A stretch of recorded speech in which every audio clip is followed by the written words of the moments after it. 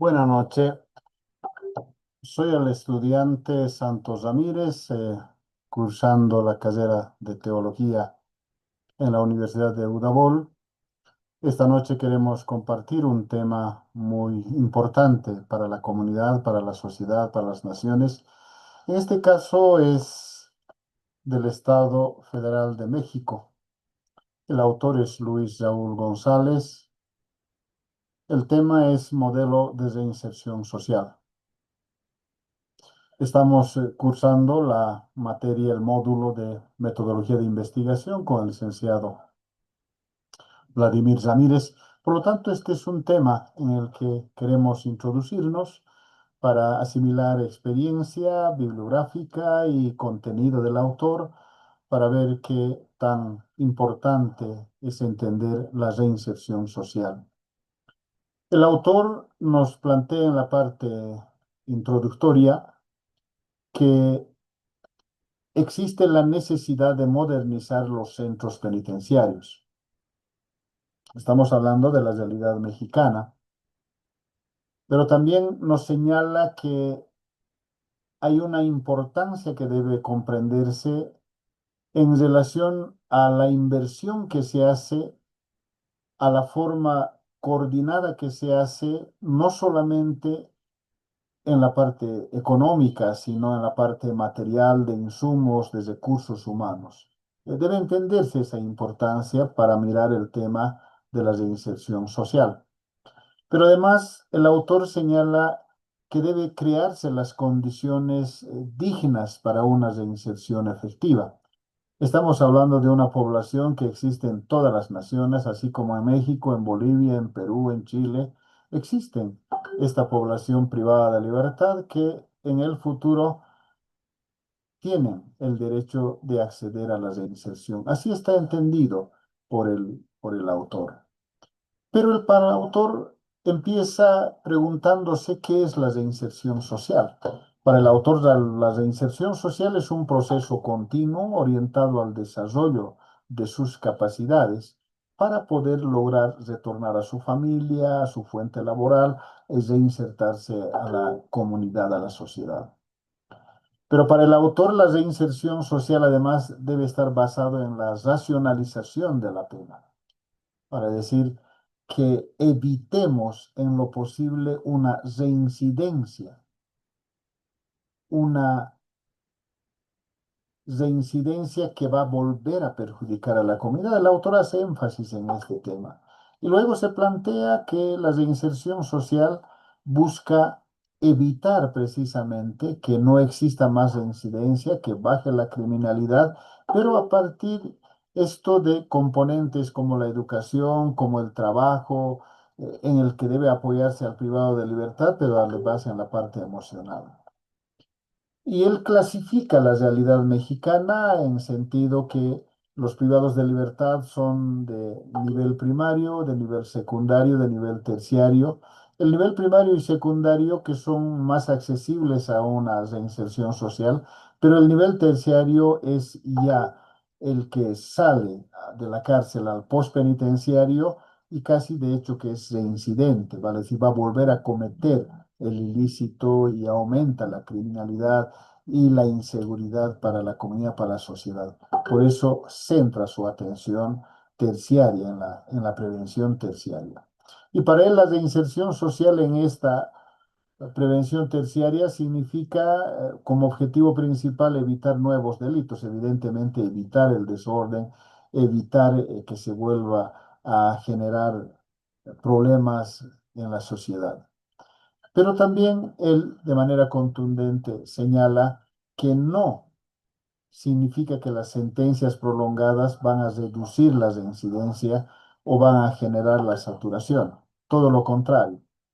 Sentencias prolongadas, lamentablemente por la falta de políticas de reinserción, de rehabilitación, van a permitir que los privados de libertad estén en peores condiciones como ingresaron para volver a cometer ilícitos fuera de la cárcel.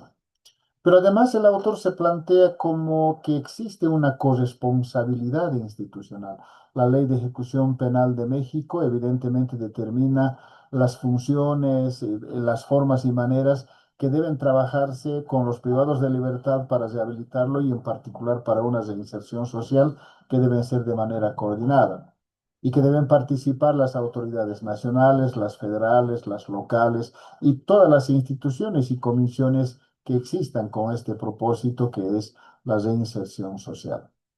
El autor además señala que debe evitarse que hayan programas, actividades, comisiones que trabajen con la reinserción, pero no deben hacerlo aisladamente.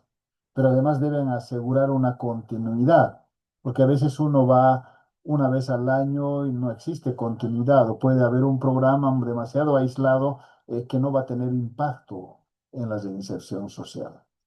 Pero además el autor se plantea que hay que tener cuidado con los principios rectores para una reinserción social del privado de libertad, que es el respeto pleno a la dignidad humana, el respeto a los derechos humanos, el respeto a la no discriminación y que debe tomarse en cuenta la universalidad de acceso a todos los derechos declarados en favor de las personas y que se haga todo esto en base a una coordinación institucional e interinstitucional. Hay un tema interesante que el autor se plantea en este modelo de reinserción social, el señor Luis Raúl González, se plantea que debe tomarse en cuenta lo que las Naciones Unidas ya ha emitido como aquellos principios rectores denominados las buenas prácticas internacionales. Y en esta se menciona que el tema de rehabilitación, la atención de privados de libertad y la reinserción debe haber participación comunitaria. Y ante todo debe haber una seguridad del entorno como prioridad y que debe tener un enfoque diferenciado según sus riesgos, debe haber una sensibilidad de género y debe haber una intervención temprana y una evaluación constante. Es importante que estas buenas prácticas sean tomadas en cuenta de acuerdo al autor para fines de atender la reinserción social. El autor para este modelo de reinserción social en su libro hace mención a que hay ejes, hay elementos para que el modelo de reinserción pueda realmente tener éxito y tener un buen resultado. Él habla de los ejes de la educación, los ejes del trabajo, el eje de la capacitación laboral, la salud y el deporte. Menciona que en la parte educativa el privado de libertad para fines de encarar la reinserción debe estar capacitado y formado académica y técnicamente y que para el tema de trabajo dentro y fuera de la cárcel postpenitenciario para ir a la reinserción, el privado de libertad debe desarrollar capacidades y hábitos laborales. Y en el tema de la capacitación laboral específico, debe dotarse de competencias reales para poder volver, reinsertarse a la parte laboral. Y en la parte de salud debe recibir el privado de libertad la atención médica y psicológica, porque evidentemente la privación de libertad genera varias dificultades y problemas anímicas, emocionales, etcétera. Y el deporte debe ser parte de su actividad para que esté viviendo en disciplina, en convivencia, no solo con los demás privados de libertad, sino en el postpenitenciario ya con la sociedad. Y luego se plantea el autor un sistema penitenciario moderno y que este sistema penitenciario moderno debe conllevar, debe garantizar precisamente una vida digna para el privado de libertad en su reinserción, debe cumplir estándares internacionales como la de las Naciones Unidas, pero también debe requerir una inversión suficiente en los componentes no solamente económicos, sino materiales, insumos y recursos humanos. Y que la administración debe ser profesional y humana en el sistema penitenciario moderno. Evidentemente es un tratamiento especial. Tendrá que haber gente profesional muy abocada al área. Y por último, el autor se plantea las conclusiones que la reinserción social requiere sí o sí de un enfoque humano y coordinado, responsabilidad mancomunada. Como otra de las conclusiones es que el propósito de la reinserción social es reducir la reincidencia mediante programas integrales. Como lo hemos visto, programas integrales que tienen que ver con la educación, con lo laboral, con la salud, con el deporte, etc. Y por último, señala que todo el programa de reinserción social para el autor debe hacérselo en respeto pleno de los derechos humanos como base fundamental. En verdad, les agradecemos por compartir esta noche un tema a veces no necesariamente muy normal para nuestras sociedades, pero de mucho interés y de mucha importancia el tema de pensar en los privados de libertad, en su rehabilitación y su reinserción social integral. Reinsertarse el privado de libertad a su familia, a su fuente laboral y a la comunidad.